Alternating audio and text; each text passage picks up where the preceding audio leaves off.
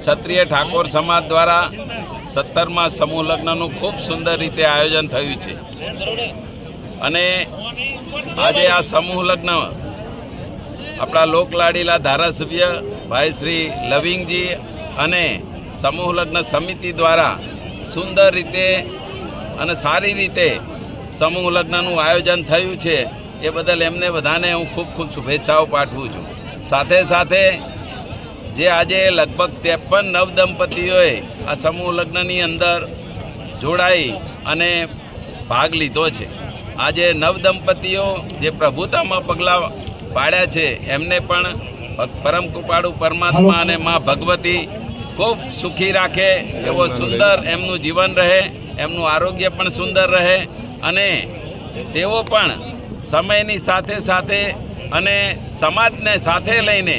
આગળ વધે એવી શુભેચ્છાઓ પાઠવીએ છીએ। દીકરા દીકરીઓને જે પ્રભુતામાં પગલાં પાડ્યા છે એમને પણ અમે વિનંતી કરી છે કે આવનારી પેઢીને આપણે ભણાવીશું, સારું શિક્ષણ આપીશું, શિક્ષણયુક્ત સમાજનું નિર્માણ થાય એ માટે સંકલ્પ કરજો અને વ્યસન મુક્ત સમાજ બને એવી પ્રેરણા પણ અહીંથી બધા વડીલોએ આપી છે। સાથે સાથે સમાજની અંદર આવા સમૂહ લગ્નના કાર્યક્રમો થતા રહે અને સમાજના પૈસાની બચત થાય અને એ પૈસા શિક્ષણ અને આરોગ્યમાં અને બીજા આપણા સમાજના દીકરા દીકરીઓને મદદરૂપ થાય એવું સુંદર આયોજન થયું એ બદલ બધાને ખૂબ ખૂબ શુભેચ્છા।